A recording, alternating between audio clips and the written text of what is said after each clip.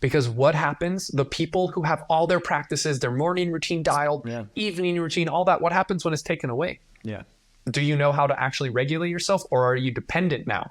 Yeah. External validation, right? We're grasping. Are we still grasping? Or am I truly in here? Am I doing all those practices to truly be in my center, to be grounded in myself, confident, courageous enough to say, wow, my dad is lying to my face, or my mom has cut me out because I communicated something to her, or my best friend just left me, or my best friend got together with my best friend. Yeah. And like she left me for him. Like, so how do we meet life? Are we demanding that those things do it for us? Which again, we're colonizing a practice for ourselves versus how do we stay engaged in the world? One of my mentors said it wonderfully well. She said that so many people are trying to take themselves off of the hook versus how do we stay engaged? How do we stay on the hook? We don't take ourselves out of responsibility. Yeah. The word responsibility has its origins in the Latin word respondere, which means to answer or to reply. This verb is composed of re, meaning back, and spondere, meaning to pledge or to promise. The word evolved through Old French as responsabilité, and then into English as responsibility. The concept of responsibility implies an obligation or duty to respond to or account for one's actions. It encompasses the idea of being accountable for the outcomes of one's actions and decisions, whether they affect oneself or others. The etymological roots of responsibility emphasize the idea of answering for or being answerable for one's conduct and obligations. So what is our responsibility? As a leader, towards the earth, in pushing our own edges, or in living a sustainable life? Well, my guest Devin Fredericksen and I go in depth on these ideas and share years of experience as men's coaches. We have a beautiful conversation about why you can't settle for mediocrity, knowing your true worth, what it means to be a true warrior, as well as plenty of other topics that are relevant to navigating your own internal world. It's a journey across a landscape of many different ideas, all in an attempt to gain a little more clarity on our vision of the new earth. And so with that, please enjoy this episode of the Hard for Life podcast. You are listening to the Hard for Life podcast with Thomas Scott. I shared this with Soleil, so I'm going to share it here. And whether people like it or not, it's a metaphor. The best way I know how to describe it, and I told this to Soleil, it feels like I am deep-throating God's cock. That's hard as fuck for life right there. I'll take it.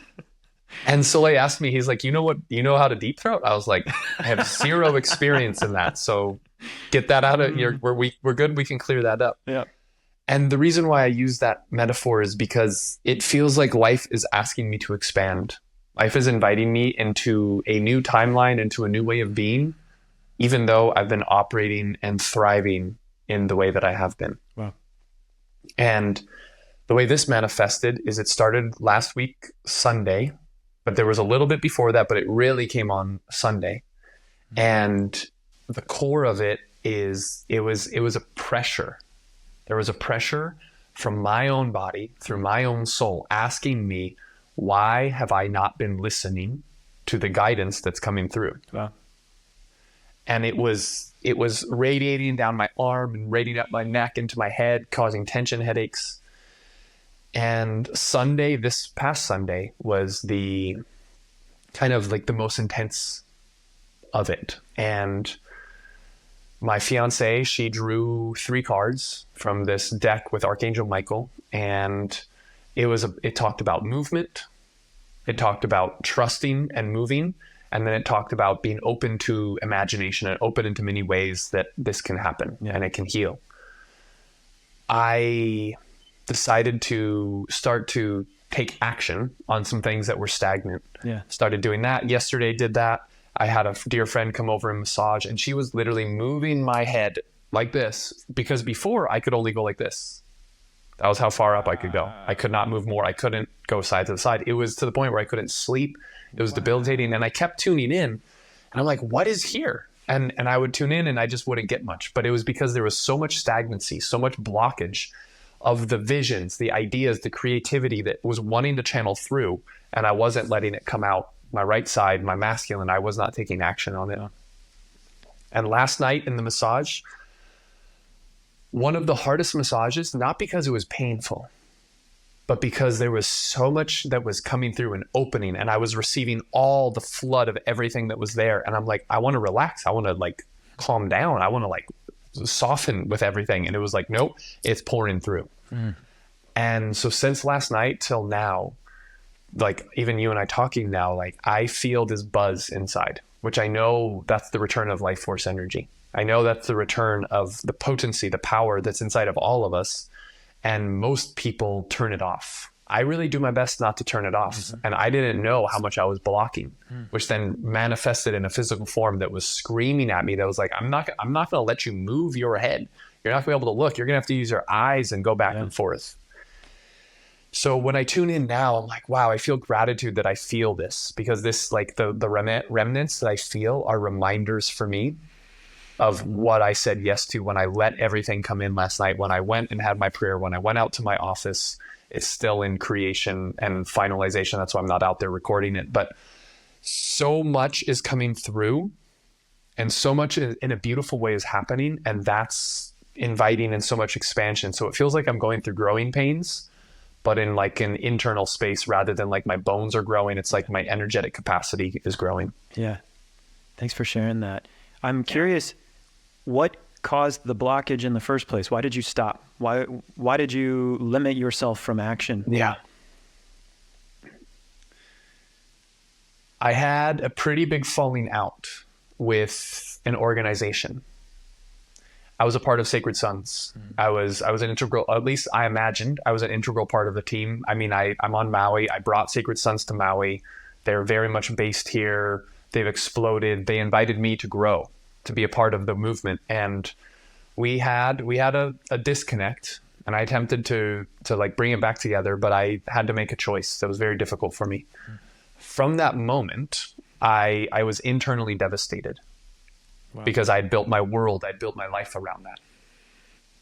So my reorientation was like, well, now what? All of my friends are mostly at this point from Sacred Sons, so where do I go? I moved to Tulum, met my fiance. Everything was amazing. We weren't engaged at that point, but she witnessed me go through this.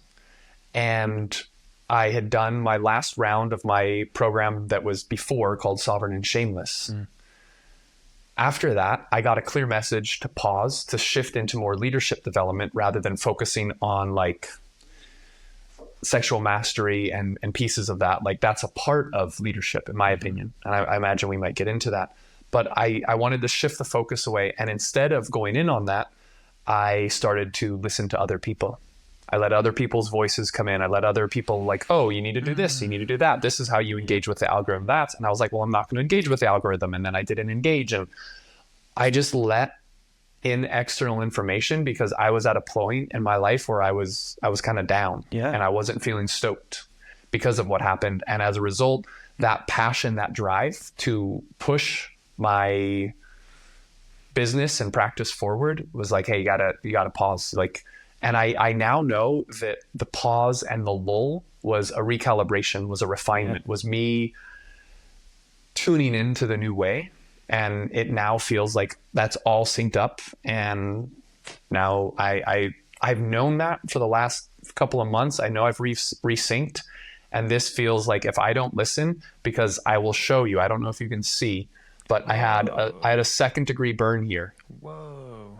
I stepped on a metal stake on my right foot.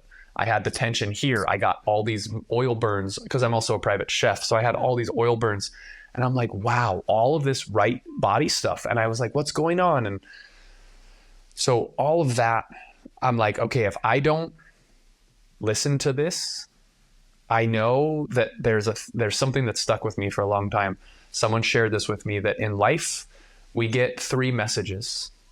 We get hit with a feather, we then get hit with a rock, and then we get hit with an 18-wheeler.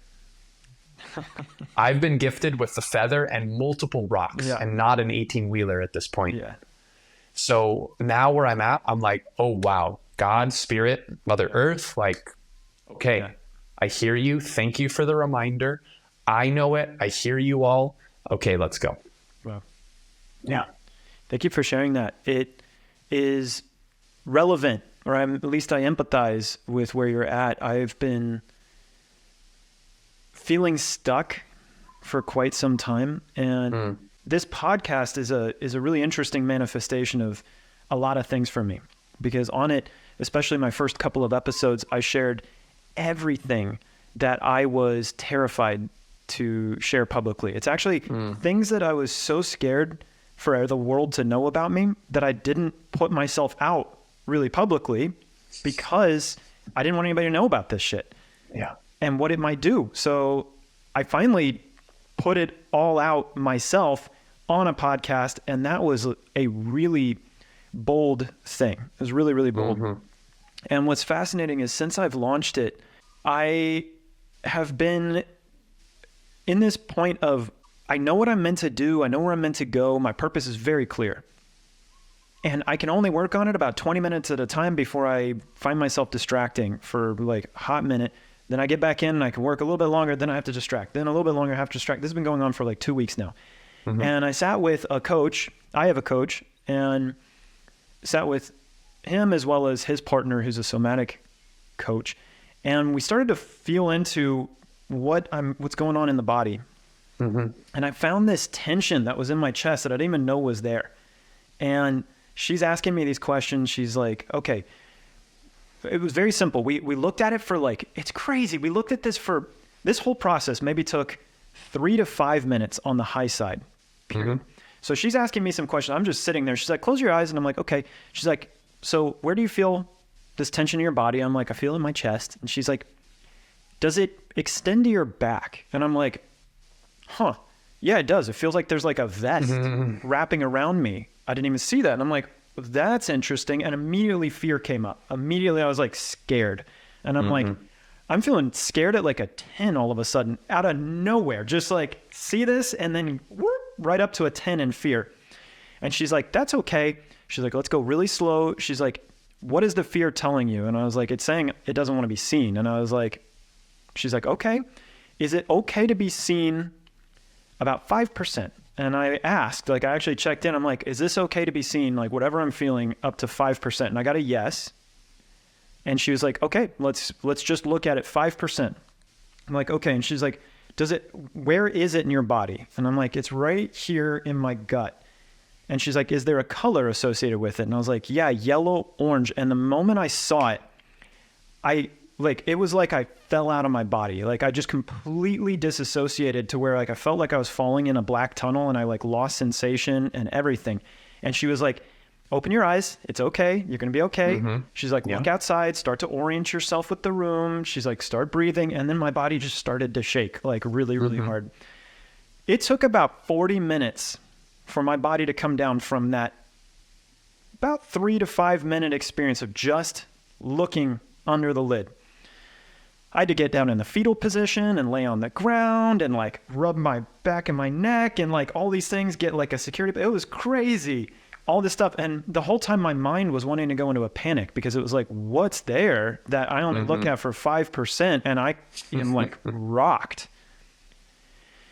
And what's interesting is over time, I sat with it over the next couple of days. This happened about 6 days ago. And it unlocked for me. Like I was able to figure out what was there. And there's two things. One is I launched this podcast and aired out everything. And I just went for it, like pulled the ripcord. And that creates a bit of, she called it shock trauma, I think, where it's like I just went hard on this thing and didn't like, I needed to do it that way. But it actually had repercussions on my body from putting all of that out there in the way that I did, which is really interesting. And I've been kind of like blinders on to that. But at a deeper level, there's a huge amount of despair that I didn't know was living in my system from these things that I had done, that I shared on the podcast, because I thought they had ruined my life. Really. Gotcha.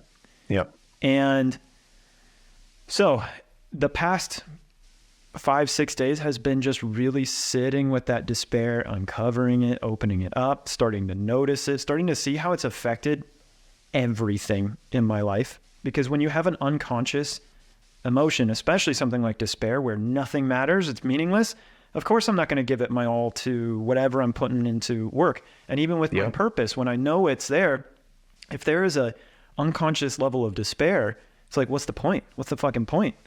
Yeah. And so I'm grateful for you sharing, because that's what's present with me right now coming into this. So we're both in this, like, you're coming out of a really challenging emotion with, I imagine, a similar type of thing where you were with Sacred Sons, you were building and all these things, and then it was like a big setback, and that takes it hurts. It hurts when that happens. I imagine a lot of men experience that too, where they go all in on something and then it didn't work out the way they wanted. And that happens a number of times, and it starts to create a belief that we aren't worthy, or we suck, or what's the point, or any of those things. So I'm really curious to see what's coming up for you in hearing this. And I know you're a fantastic men's coach as well. And so I imagine you've worked with men in this field before. Yeah. The core of when this first started was about a week and a half, I think, before when it really flared up. I saw the amount of times that I said yes to something out of excitement, out of, oh, this is going to be a really cool thing to do, out of a desire to belong. And I thought that I had addressed that. I thought I had gone into it. And to see the amount of times that I had been working with that, the amount of times that I had gone through that, after thinking I had said yes to my purpose, more than anything, it was me being hard on myself. Yeah. It was me being the punisher, being like, how dare you? Why did you do that? What's wrong with you? Like, I thought you knew all of this stuff. I've been working with men and young men since I was 20. I'm 35. It's been like part of my life for 15 years, almost half of my life at this point. And I grew up with 16 grandchildren on Maui, born and raised on this island. I'm the oldest of all of them. There are 3 girls and the rest are all guys. So I've grown up around a lot of men. This is something that I'm super passionate about. And so to see that was the hardest thing to accept. There was a lot of regret. There was a lot of guilt and shame. So as I unearthed it, as I got underneath it, I was like, oh, here's my essence. Here's the yes. Here's the why behind it all, versus like, I'm trying to stand behind my purpose and like push it up and like get its own validation, versus like, no, actually I'm a child of God. I'm a child of spirit. That's my purpose. Not what the world says that a man needs to do this to like, he needs to perform a certain way to like live out his purpose. Like for me, I'm a firm believer that I am my purpose and you are your purpose. Like you being you all the way is your purpose. Me being me, just like everyone, just like the tree that's outside of my room. Like it's being itself. It's not trying to be a pineapple. It's not trying to be an avocado tree. It's a lychee tree. And it's making lychees and it rocks at it. And it doesn't, I don't imagine that it's like worried about other things. So it's not competing to be the best lychee tree. Yeah. It's competing to be its best with itself. Yeah. I'm all for competition. I want to compete with myself. I want to know that if yesterday I gave it my all, today I want to make sure I give it my all. And if I have a capacity to give more, I want to give. Yeah. And so that's what's really landed for me, was seeing those places where I was still carrying disappointment because I wasn't aware. But really, like, there's so much around this, because I just signed a new client yesterday and I was talking with him, and it was about him and his trust with men. And I was thinking, I'm like, wow, men want to be trusted. Men want to be respected. Men want to be honored. Do I trust, respect, and honor myself? Yeah. Because if I don't trust, respect, and honor myself, how can I expect anyone else to? Yeah. It's a tough question to ask yourself, you know, because the answers, it's It reminds me of a question Taylor asked me this was like 2 weeks ago. She was like, the essence was like, what is your intuition telling you that you know you're hiding from yourself? Yeah. What does your intuition tell you that you know you're hiding from yourself? I know that I've been hiding my greatness. I know that I've been like avoiding it. We're touching on interesting pieces because there's so many avenues to go down. One, I was in high school.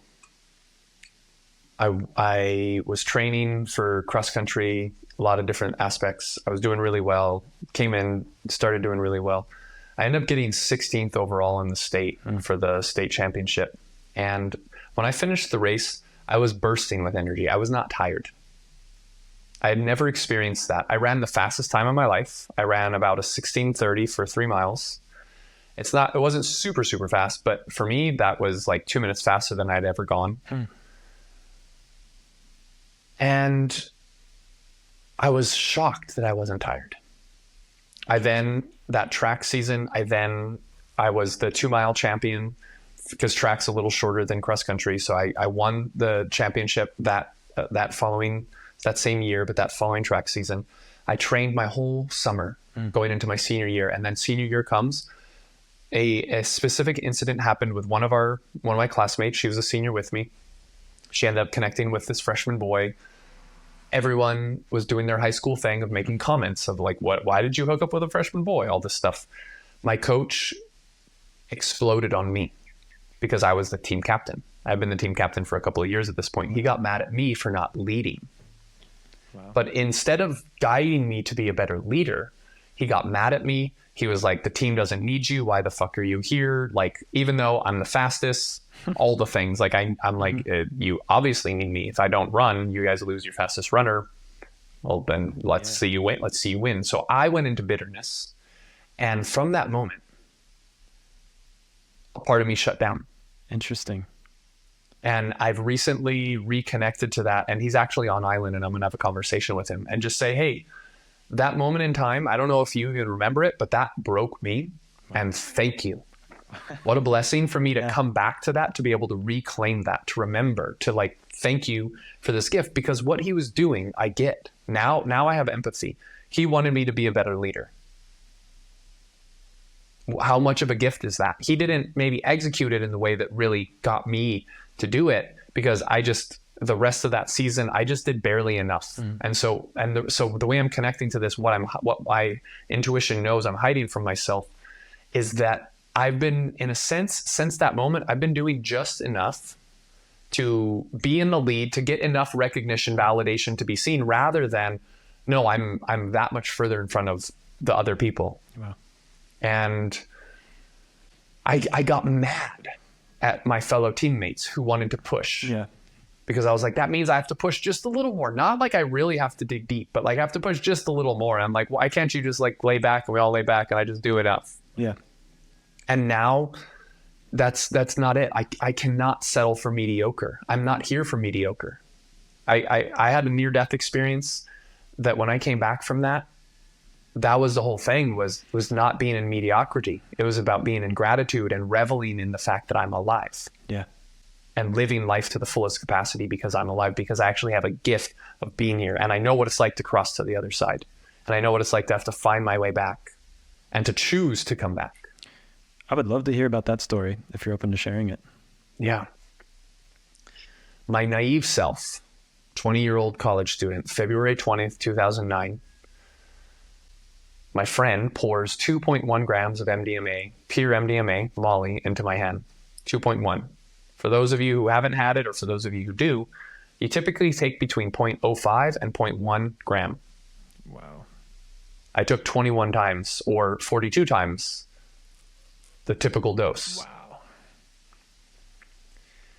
I thought I was going to die. Yeah. I told my best friend at the time, bro, I'm losing it. I feel like I'm about to explode out of my chest. I'm about to explode out of my head. My eye had these like eye shakes where your eyes just freak out uncontrollably. But typically in the past, it would just be like a little moment. It was like, whoa, that's so cool, dude. Yeah.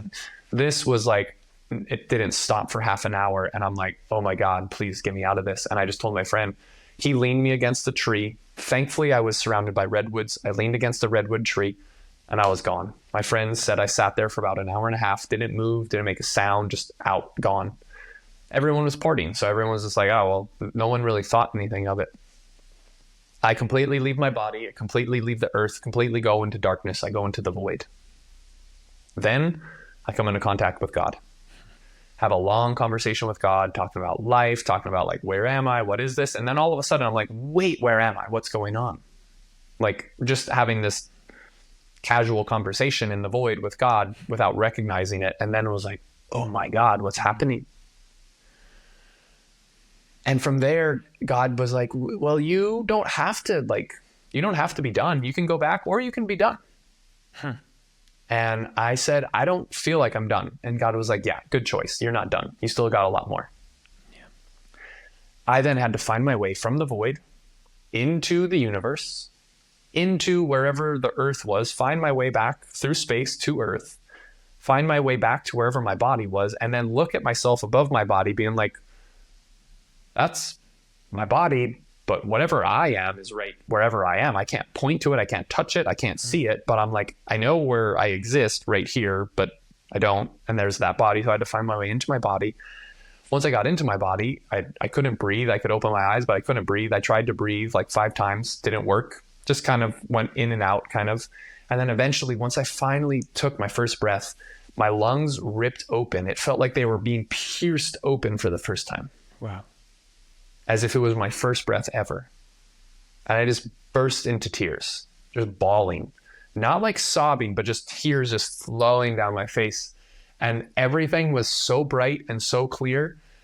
And all I could think about was, oh my God, I'm alive. Wow. What a blessing. Like the gratitude, why? And part of the sadness with the joy was, wow, I've been living how long without being grateful for being alive? How much was I taking life for granted? How much was I just trying to skate by? Yeah. Yeah. And that was the return. It makes me think back to this topic we've been dancing around, which is what our intrinsic value or intrinsic worth is, and how much people miss life when their value is externalized. So I had this beautiful podcast with Chris Arnold very recently where he shared about his extraordinary experience of benzodiazepine withdrawal and how that really wrecked his life for a time and the hell he went through. But what he really learned on the other side of what he went through with that was how anytime we are seeking to find our value in anything that can be taken away from us, anything that we can taken away. Your Instagram account can be taken away. Money can be taken away. Your life can be taken away. Your family can be taken away. It's the things that can't be taken away are where our true value lies. And only each person's individual construct can tell them what that is for themselves. I've been playing with this since that podcast. Like, what is my intrinsic worth or value to me? Like, I can say beingness, I can say my essence, I can say my life or that I'm a child of God, but until I experience that on a visceral level, it's very hard to you're just kind of conceptualizing it. And in a lot of ways, it's similar to someone describing a mushroom trip to you. Like, you can kind of get an idea of what that is, but until you've experienced it, you really don't know. And so when I try to explain to somebody, or myself even, what my value is, until I've experienced my value, I imagine I'm still disconnected from it. Now, I feel very blessed that I have actually experienced my value at a really deep level. Like, I know my worth well beyond any physical thing out there. And because of that, it's allowed me to do some of the things that I do, like putting this podcast out, like holding space for people the way that I do, like having my own near-death experiences that I've had. But that gratitude for life I imagine can only come once we truly come once we have experienced our intrinsic value for ourselves.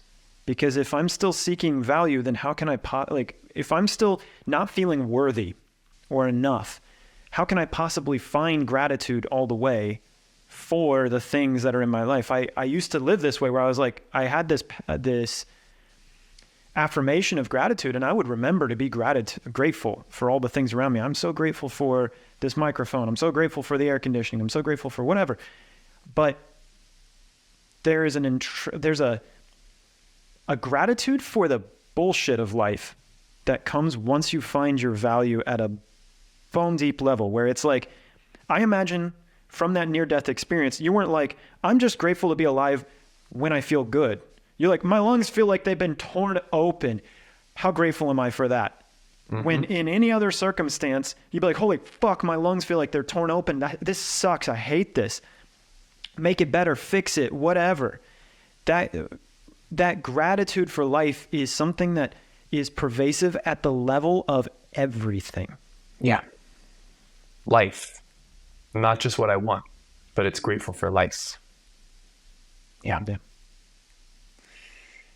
The thing around intrinsic value that you shared, and I appreciate that you went to work, because it's such a dance. Worth and value are based off of tangible things. And anyone who's listening to this, both of us included, and I know you know this, our worth and our value is not quantifiable. We may want to try and put a number to it, but I was having a conversation with a friend of mine, and he was trying to go back and forth around negotiation, and he supported me at an event that I was facilitating. And I was like, look, bro, your value, like if you want me to pay me your value, I don't have enough money to pay you that. Yeah. But like, this is what is, and this is just based off of a monetary number that I received with my budget and with what I told you, your time and all that in the beginning. And he got mad at me, but I'm like, bro, like, I'm telling you, I value you more than any amount of money. And I'm sorry, I can't give you all of that. Yeah. And for me, it's something that can't, like you said, it can't be explained. There's so many people that talk about know your worth, know your value. Yeah. But how many of those people are still operating from a perspective of like, well, if I work for $20 an hour, $25 an hour, $50 an hour, $100 an hour, maybe I'm happy at 100 and not at 25. Yeah. And it's like, well, does that person have gratitude for the ability to be able to exercise their body and their skills and hone in on them and receive finances for it? Or maybe they need to be able to exercise their no and say, I deserve more than that, so I'm going to say no to that. Or maybe they got to look at their life and actually say, hey, my worth is not even in the picture. I need to make sure I provide for my family. So maybe this is the best option that I have and I got to do it. Like, we actually have to have a dance between the logical and the intuitive and the energetic side. And we got to know when we need to pull one or the other, all of them. Yeah. Yeah. I had this realization actually this morning in meditation. It's one that I feel a little scared to share I don't want to lose the listener if they haven't experienced this sensation of oneness that you can get from deep meditation or from plant medicine or from other experiences. I'll start by asking, have you experienced yourself as one with the world around you? Plant-based or plant medicine, no plant medicine, absolutely. What does that feel like to you? How could you explain that to somebody who might not have experienced it before? It's like those Russian, I can't remember what they're called, but those Russian like little dolls. Where you like, yeah, that's what it feels like to me, where it's like, imagine the biggest one is the universe. And so I feel like I'm the biggest one, and then there's another one that comes out. I'm like, wow, I'm here. And I pull another one out until I get to the smallest one, and it's me, but I'm also the biggest one at the same time. And I'm looking at my body and I'm like, wow, I'm so small. And then I'm like, oh my God, I'm also so big. Like, it was such a beautiful like juxtaposition of like going back and forth and feeling like I didn't have boundaries. Yeah. Like I could feel myself, but I could also feel the ground beneath me, and I could feel plants, and I could feel the lack of water. I could feel the abundance of water. Like I could sense and feel so many things. Yeah. And there was no concern or worry. It's just, this is all that there is. So in feeling into my value, if I'm one with everything, then that means that everything is of God. I am of God. Like if I'm a child of God and I am God, as I believe, this is my construct, and others might have different constructs, but this is mine, is that I am God and all is God. And because of that, there is no separation of value, period. Like value is actually an illusion. It doesn't exist because everything is one with everything. And so it can't actually be distinguished or individuated from another thing. The only thing that gives things values is our perception of them. And certain people can actually value a thing that we wouldn't value at all highly, whereas we don't value it, and we might value it low. Like an example that comes to mind, a really silly one, is I remember back in the early days of eBay, I have no idea how I remember this, but there was a woman that became a millionaire because she started selling tumbleweeds on eBay. This was like right at the beginning of eBay. Mm-hmm. They were completely worthless to her and everybody around. And in where she was, like somewhere in Texas, these things would like, they were a nuisance. They were like something that people like could not get rid of. Mm-hmm. She started selling them on eBay, and so many people were buying them that she became a millionaire out of it. So it's a perfect example of like value being completely arbitrary. Mm-hmm. And maybe I just jumped to the chase with that. And so if value is something that's totally arbitrary, given whatever perspective we have towards it, then either everything is completely valueless, period, or everything is as valuable as it gets, meaning that it's both, right? There's no such thing as value. It means that value doesn't exist.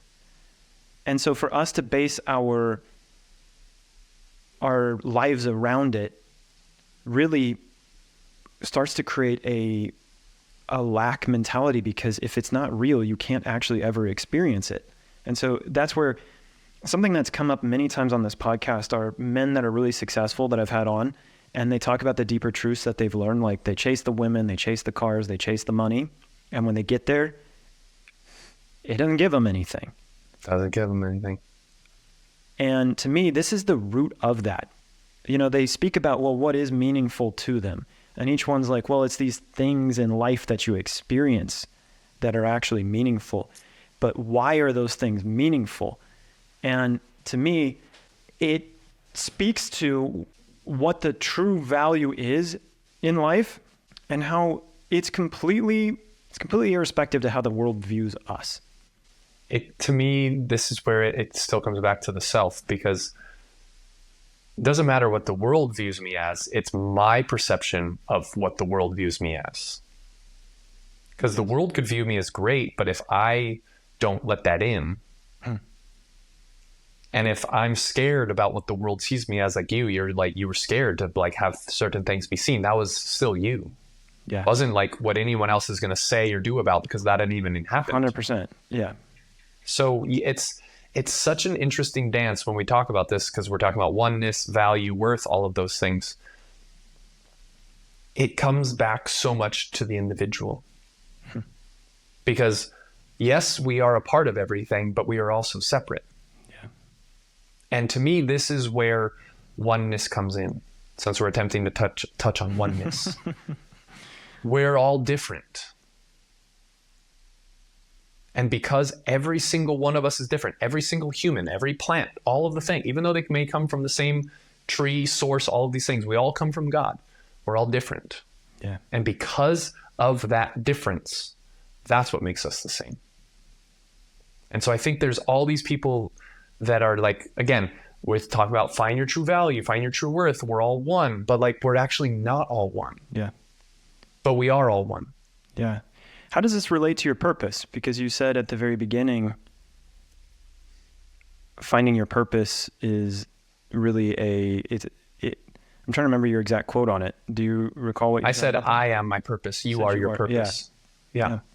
So how this relates is we live in a world, well, like especially in the Western highly developed world, where it says, if we don't produce, if we don't do things, we don't have a purpose. What are we doing? I was talking to someone the other day and she was like, yeah, before social media, I was like, yeah, like even now that social media is here, like I actually believe you that you do what you do. And she was like, what do you mean? I'm like, I don't need to see a picture to know that that's what you do. And so in this world that says we have to do things, and as a men, we have to stand behind our purpose, to me, that's still forcing, that's still colonization. Amen. But now, because so much of the land and like culture or civilizations have been colonized, they're now turning it on the individual. So if the individual can continue to colonize themselves and move in and go deeper and deeper, the continuous drive to consume things that are maybe not what we need to consume, because we still need to consume. I'm not here saying, oh, if we just stop consuming, everything's... No, that means we die. Yeah. We are consumers. It's just, what are we consuming? Are we consuming something because we're believing a story that says we're intrinsically bad and we're playing the game of good or bad? And if I do something good, that means I got a check for my purpose. And if I'm doing something bad, that means I get a minus or an F for my purpose. We've been trained to be a certain way. So for me, my purpose is being who I am before anyone told me how to be, which is in awe of life. Because I went through this last night when I was on the massage table and getting a massage, breaking all this tension up. I went back to my birth. Wow. I remember coming out of the the vaginal canal, coming out and looking at everyone, smiling, calm, quiet. And someone spanked me because they're like, well, we need to know you're alive. I'm like, you see my eyes moving. How the fuck? Like, come on. How do you not know I'm not alive? And so what brought me back to that is I'm like, oh, awe, peace, quiet, silence. So much happens in that space. Rather than me trying to figure everything out, I need to figure my purpose out. I need to colonize it. I need to force it. I need to extract. Yeah. And that's why a large part of me does what I do, not because I think that that's wrong. And I'm not saying all this because it's wrong. I'm saying all of it because I was a part of that and I didn't feel fulfilled. Mm-hmm. And I got connected and I got in touch with what I remember by being with indigenous peoples all across the world. Doesn't matter whether they were light-skinned, dark-skinned, medium color-skinned. Like, I've been with people from Bali, New Zealand, Hawaii, California, Europe, Africa, South America. Like, I've been with a lot of different individuals. And the thing has been across the board is like, we're a part of Earth. We're a part of God. And when I act from that place, when I am giving to something that gives to me, the earth that is a living being, because we talk about plant medicine. In plant medicine, I can see her moving and breathing a lot easier. In certain times when I'm not, if I really get in a good, like a high vantage point and I can really see a lot of land and I can see it, but it's a lot. But if we do long time lapses, we can see the earth breathe and expand, contract and expand. So when I engage with that's when I feel that piece of connection to my purpose and my essence. Yeah. And it's when I get up into my mind and I compare and I'm listening, I'm like, this person says this, and that's when it gets really confusing. I work with a lot of individuals who are very successful, but they aren't fulfilled. One of my clients is a billionaire. Like, great. One of my clients is extremely successful. Another client, a CEO of a company. Like, and I have a range of clients, but like when they reach a certain level and things are falling apart in their life, it's like, well, you should have everything to fix it, right? Or to address it, but you don't, because those tools, the inner world hasn't been cultivated. Yeah. And I'm not an advocate to just trash everything and say we're done with it. I think we're going to have to transition and navigate as a collective, because unless one person wants to just try and kill everything and do that from a perspective like trying to make it better, that's the same thing that's been done just under the guise of like, well, I'm doing it good. Like I'm doing it from a good perspective versus that's a bad. Yeah. So I think we have a beautiful opportunity as a collective to remember that we are inherently worthy and inherently valuable, not from a perspective of human definition, but just from the perspective of life, just like the tree or an animal or a bird. Like we just exist just as much as they do. Yeah. And when we can tap into that and then find that joy that is like generative, that is giving to life, that is creating a better situation than we have now, whatever that means, better. And it's not from a place of good or bad. That theme is so ingrained. Mm-hmm. Because I'm still saying it. I'm like, I don't want better. Yeah. And I'm like, okay, we say survive and thrive. Like people say survive is bad because you're just surviving, and thriving's better. It's like, how do we actually bring the intentionality and the potency to the words we speak, as well as the energy we embody and the actions that we make? Yeah. At the end of the day, I imagine it comes down to just what choices, as a collective, we get to make more conscious choices, more intentional choices, because right now, my experience of the collective is that the choices that we make are scarce choices. They're based on scarcity, or we don't make a choice at all. It's choicelessness. Something's happening to us. We need to do this. We're running out. We need more, whatever, versus just remembering that we're choosing at all times. And the more everybody chooses from a conscious place, the more the earth will become a new type of reality where the people on it, like you said, not better or worse, but have choice again. Yeah. And remember that they have choice at all times.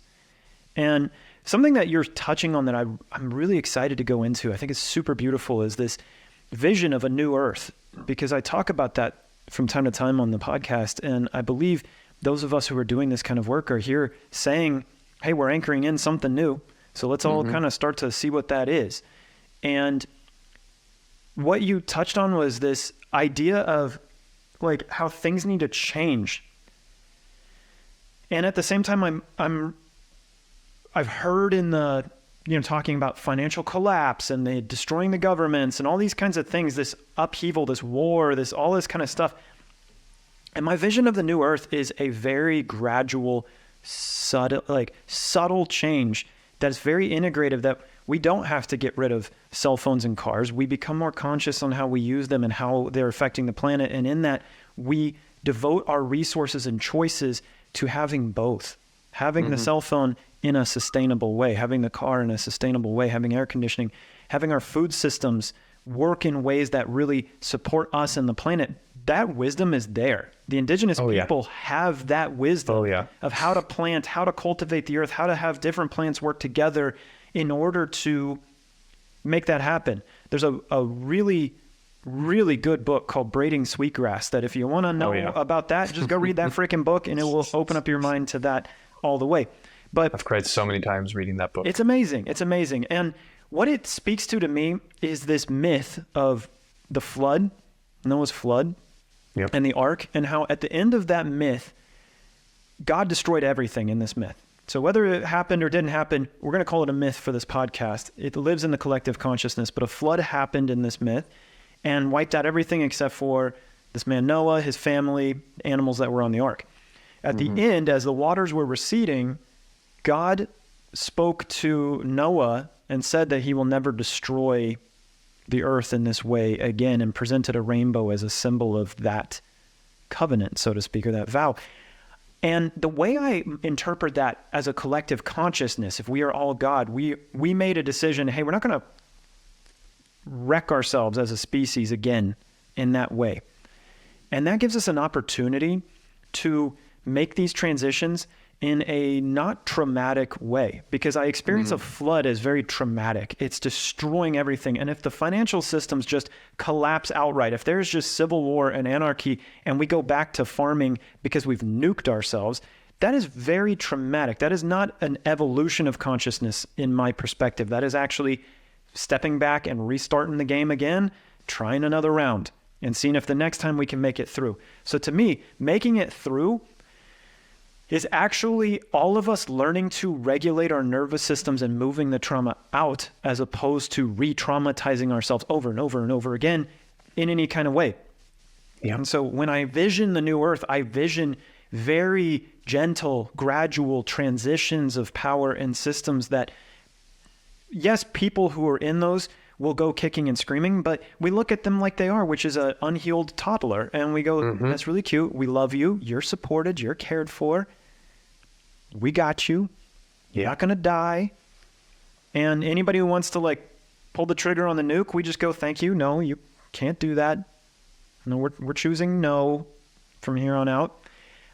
That might be a rose-colored glasses view of this, but I really believe that the more we all individually do this work inside to recognize we're not victims in any way, to start claiming our choices, to start working and healing our relationship with ourselves first and finding our own internal value, the more we do that, it starts to have a ripple effect on people around us. And that ripple effect, it's like, what, 6 degrees to Kevin Bacon or whatever it is? You are only 6 degrees away from Vladimir Putin or Donald Trump or Biden, anybody, fucking anybody that you want to be. You are 6 degrees away. That is 6 ripple effects away from touching that person.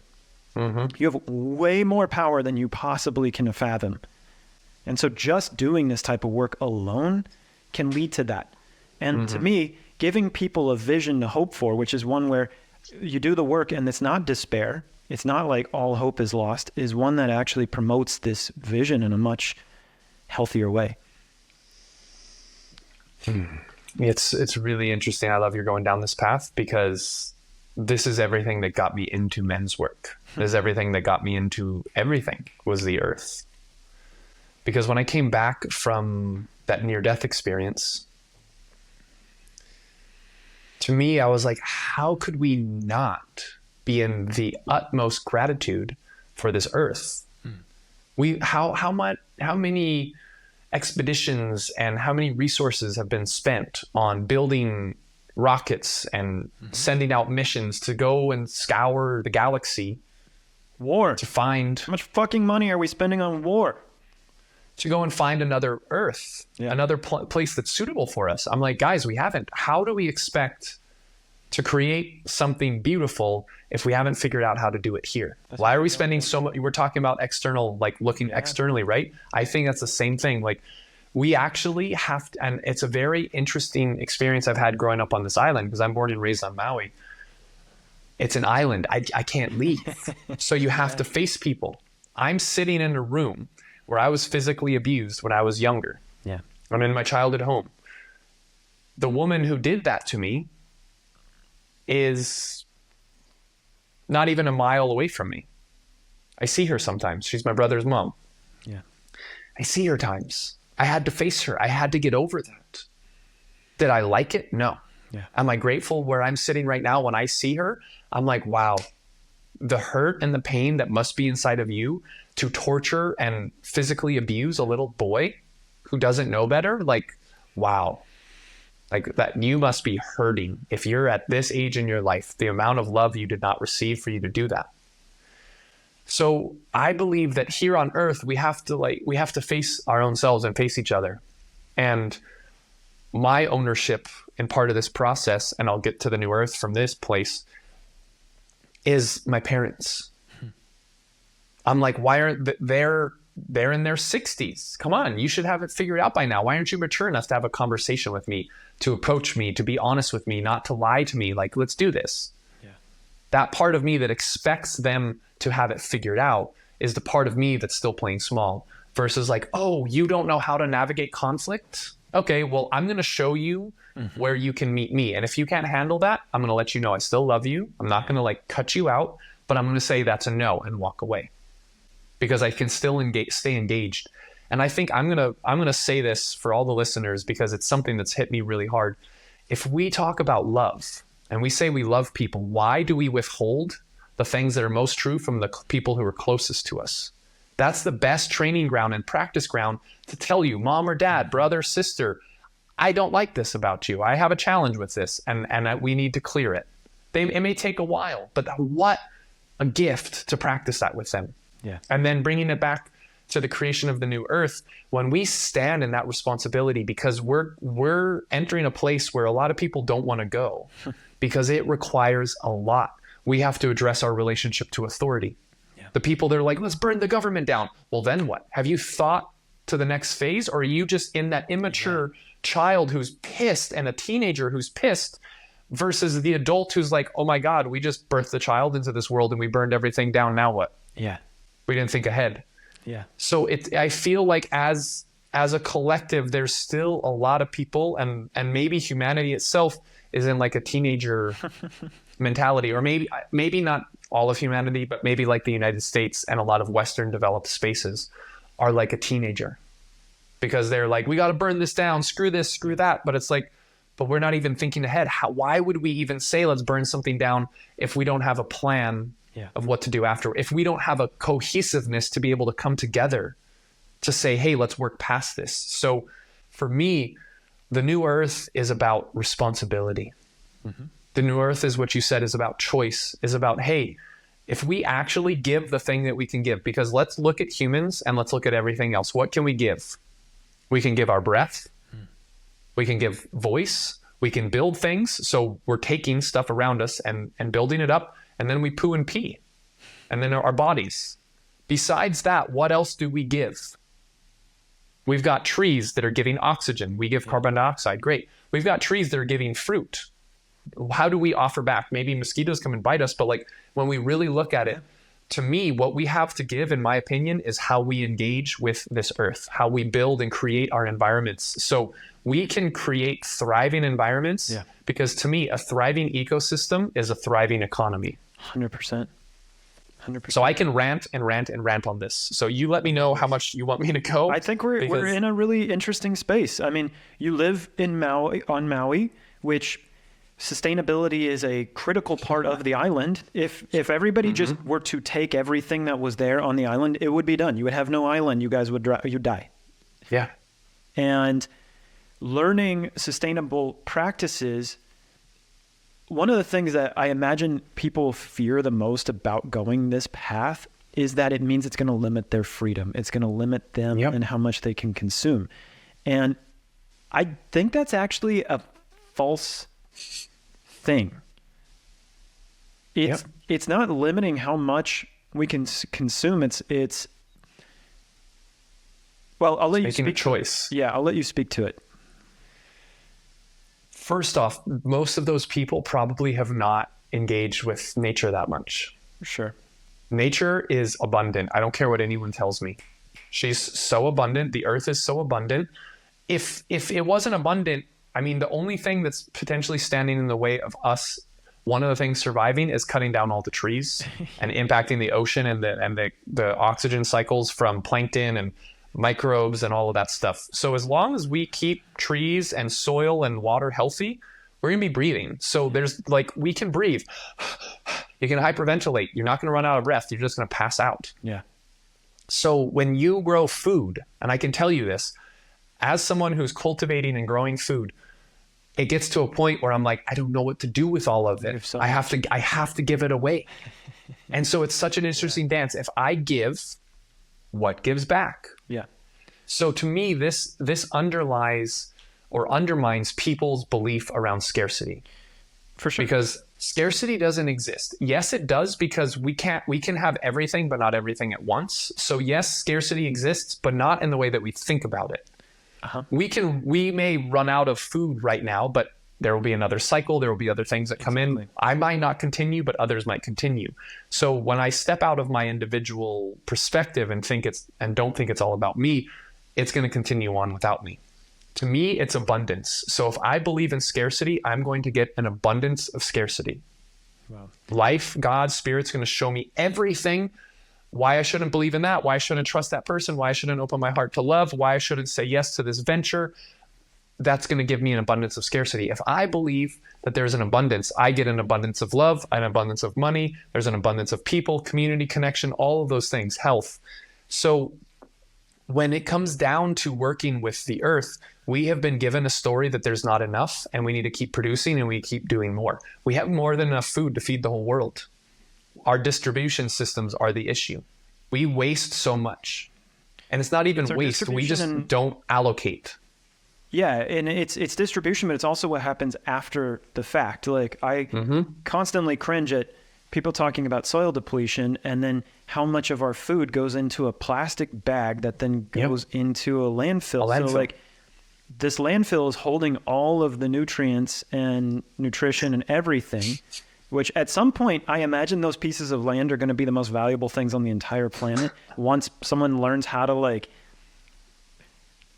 get all the plastic out and redistribute all of the resources in there, because we are just going out of the land into a hole in the ground. And when we find ways to put it back into the land, and again, if we, like, to me, God, I love being creative with ideas, and humans are so creative. And if we unlocked our creative power to, instead of spend it on blowing ourselves up, but how could we make it really easy for people to compost, like super easy, where it's as easy to throw it in the plastic trash bag? I know there's a way, if someone wasn't spending $500 billion a year on the war, to put that towards learning how to redo farming. It would be amazing. It'd be amazing. I'm very excited for us to start putting our thought power and our resources to shit that matters. Like, oh my God, I can't wait for humanity to start doing that. And I believe all the way that is already happening, because we're having these conversations.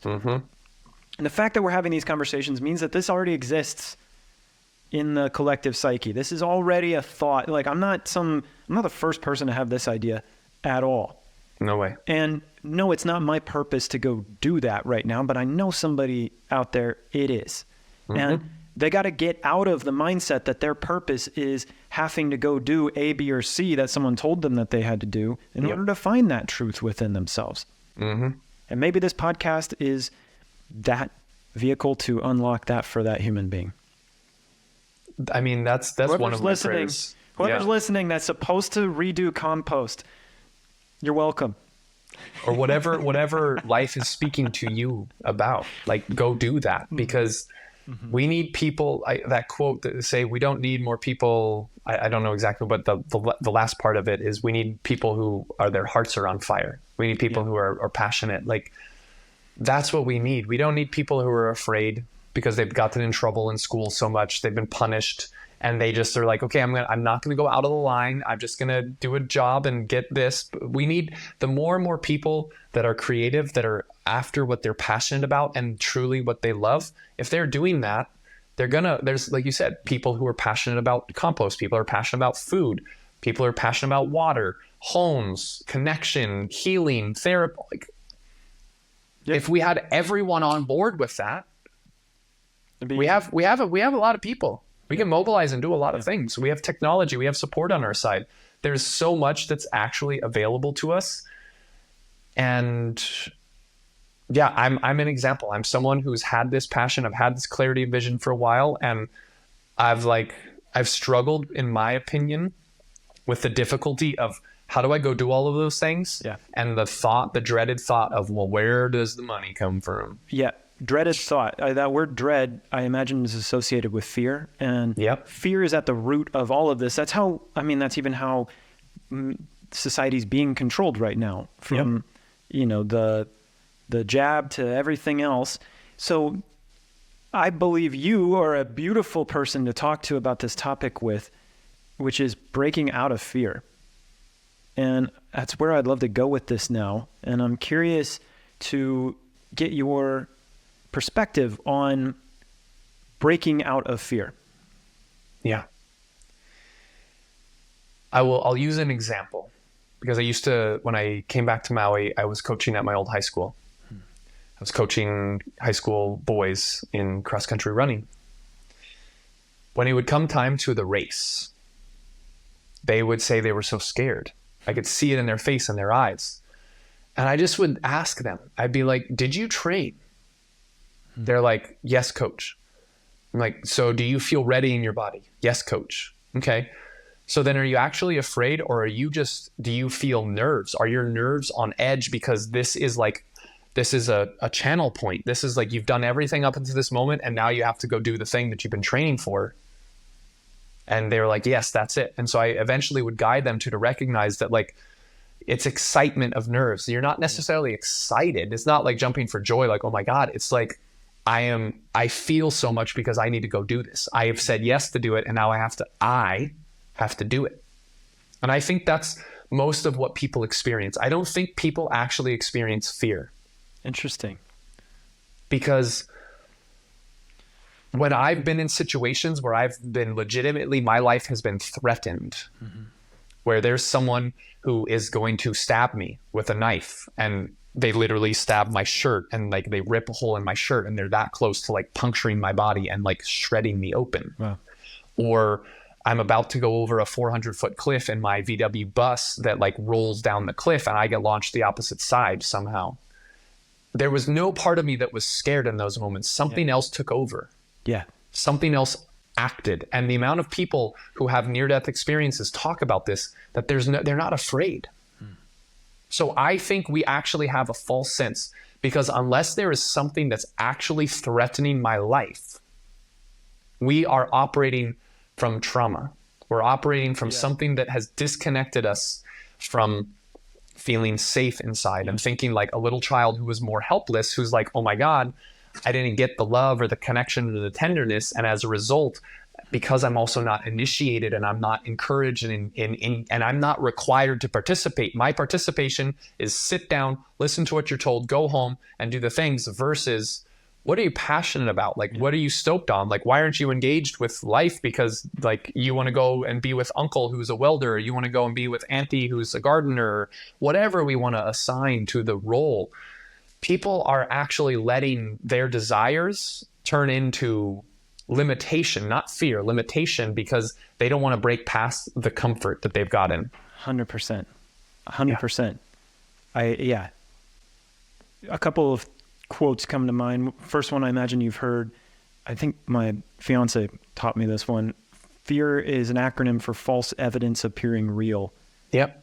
And the way you shared that really helped that acronym land, because I've heard that before and I'm like, okay, but it still feels real to me. And then the other one is that fear is excitement that forgot to breathe, which is one that I think is really related to this coaching one that you shared. And I'll add to it.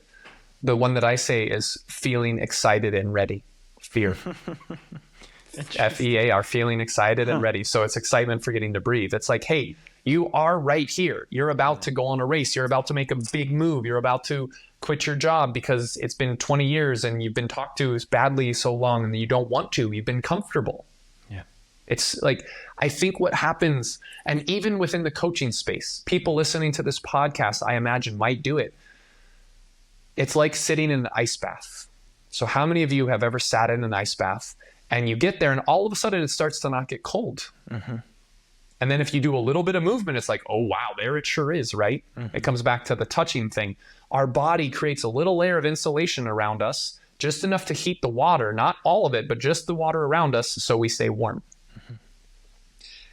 I think people do that with their practices and their rituals, where they are trying to keep themselves from not experiencing anything that takes them out of their center, versus rooting and grounding in their center, so that way whatever comes our way, we have the resilience and the adaptability to navigate that. Wow, what a fucking bypass on that.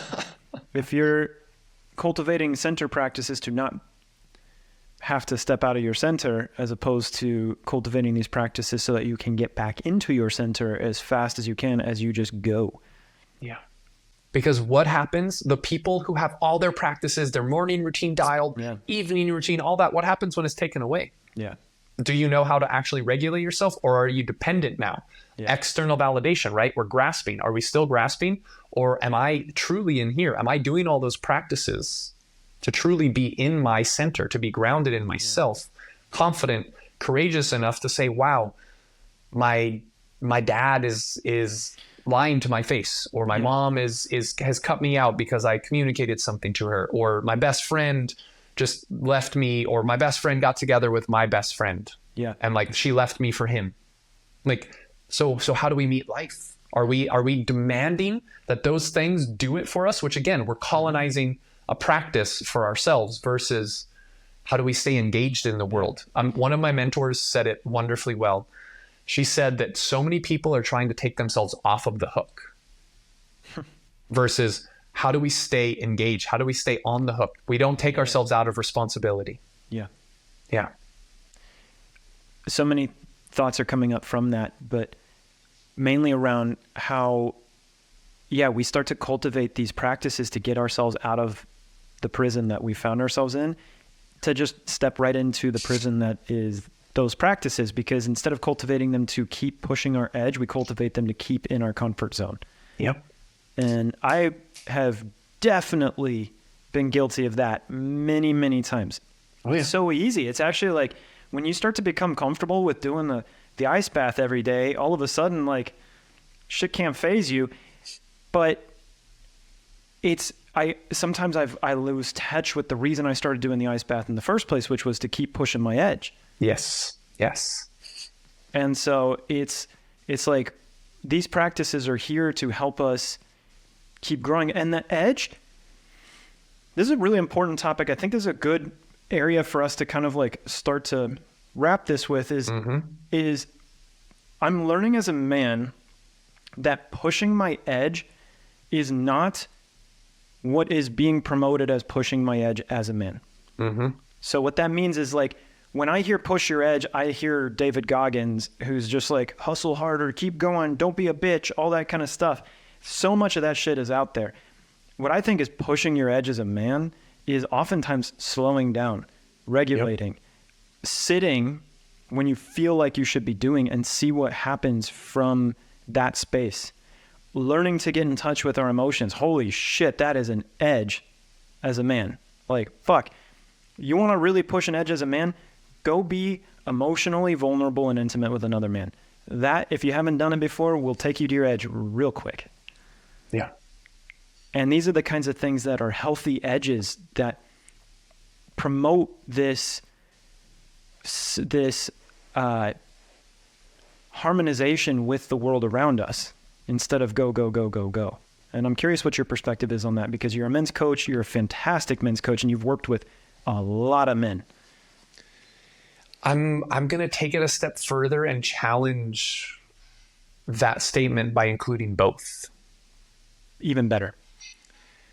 I think that a lot of men's work has become extremely soft because it's telling men to get in touch with their emotions, telling men to touch with their heart, their feelings, all this stuff. Yes, we need to know that, because let's bring in the warrior archetype right now. A lot of people who enter into that emotional space, who are in the spiritual conscious community, say we need to step away from war, which I'm all the way there for. But what I think we've forgotten about the warrior is the warrior, and the quote explains it best: I'd rather be a warrior in the garden than a gardener at war. Wow. So the warrior does not train for war. The warrior trains to not go to war. The warrior trains to have all the tools, all the capacity to de-escalate and not go to war. And if the last effort, that's all that's left, then okay. But the warrior has exhausted everything up until that point. So that means a warrior has to know when to take off the armor, know when to put down the shield, know when to open his heart and actually be connected to his sensitivity and his intuition. Because if a warrior is not connected to his intuition on the battlefield, what if someone's coming up from behind him or sneaking up on them? Do they have the intuition to be able to sense that and feel that? If not, they're going to be killed. So the best warriors have that intuition.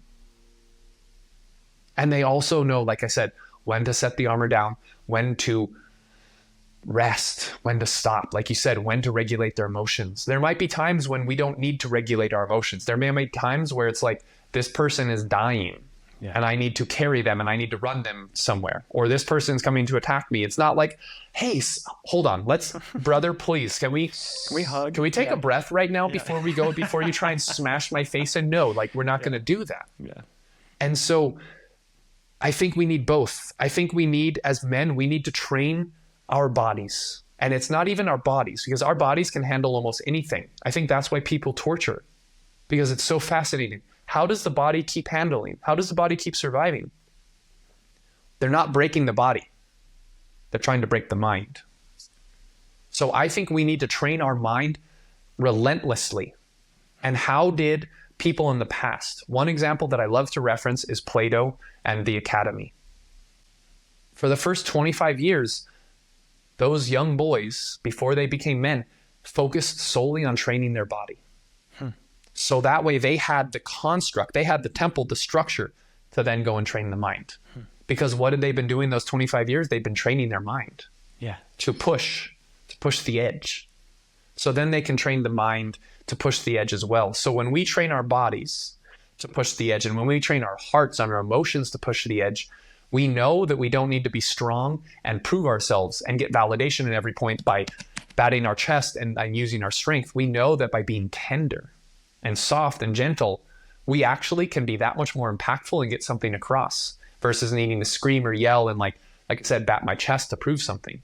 And so I think that this has been something that's been coming up for me in a lot of conversations, a lot of different men's retreats and groups, is like, we need to come back online fully. And when we do that, something else happens. A whole nother layer of inspiration, of connection, of energy happens, because we're doing both. We're training all parts of our temple, not just the muscles, not just the fascia, but we're training the muscle of our heart. We're training the organs. We're training the emotion of our heart to be able to know what we need to use in each situation, not just brute force.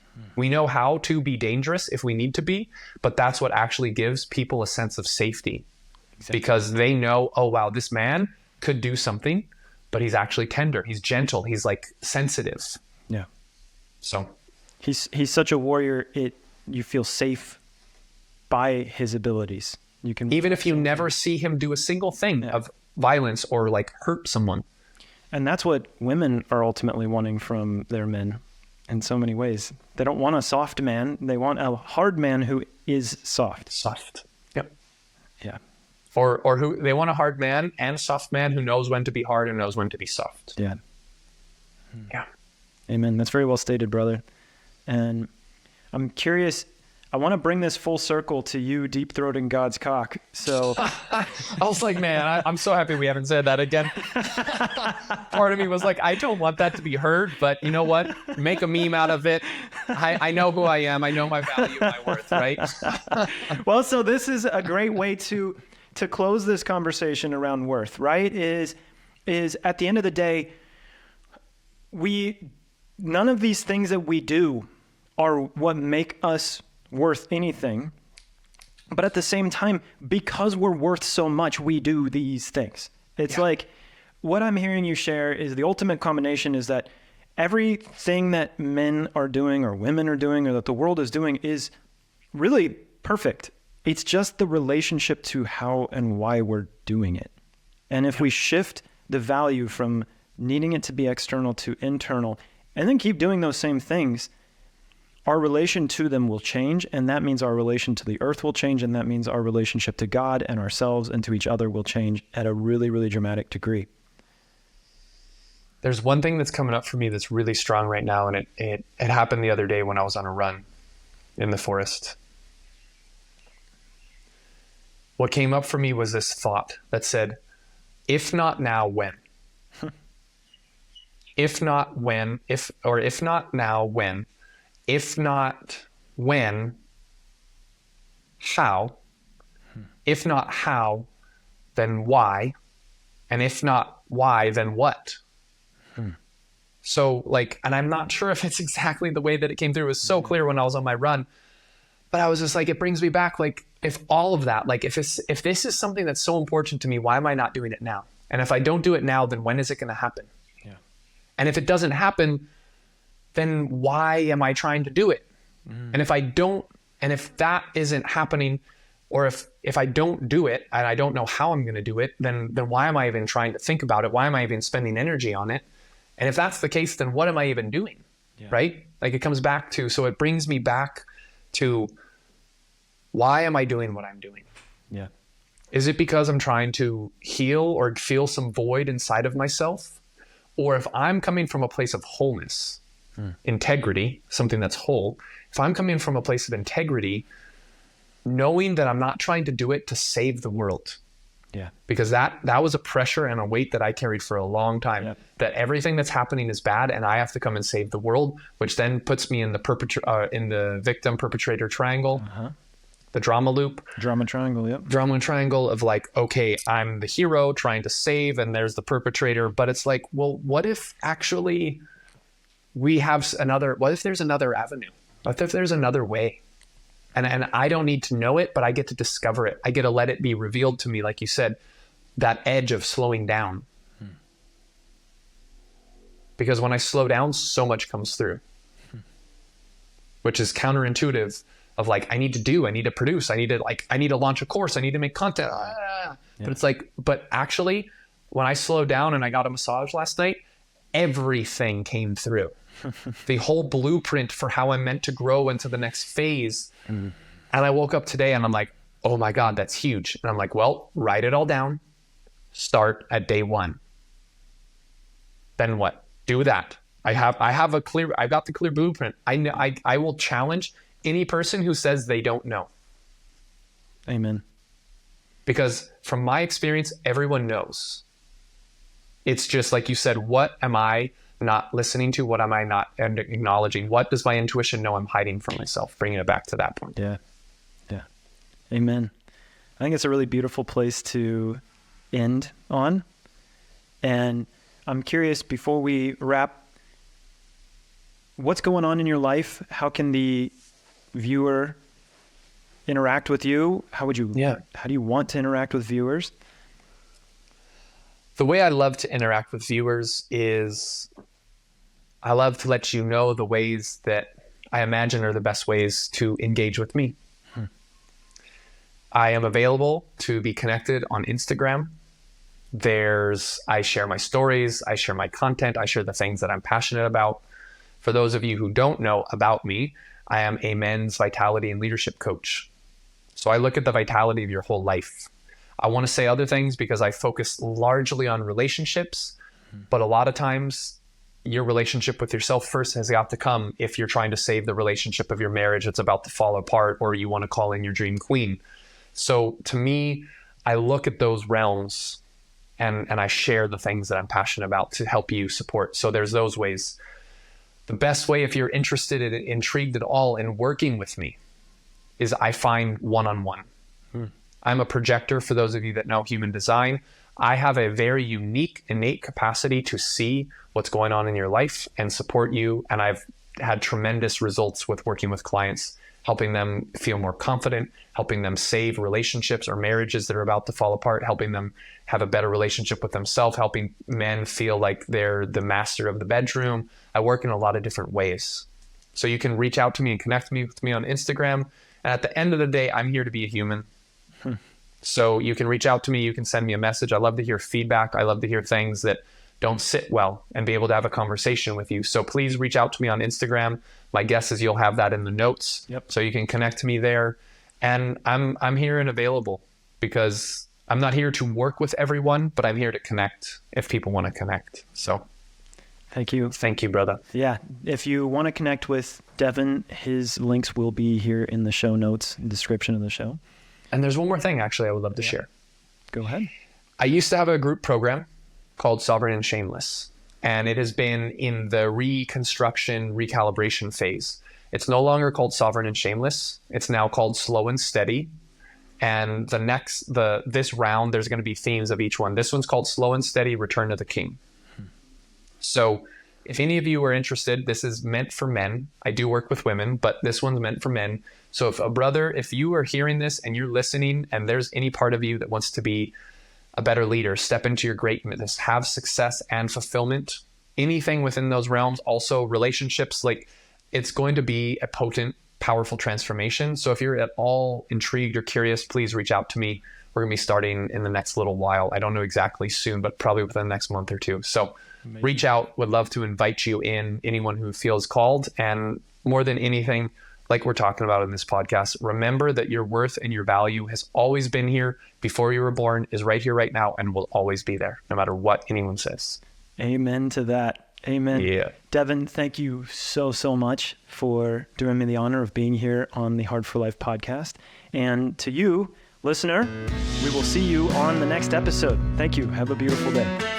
Aloha. Brother.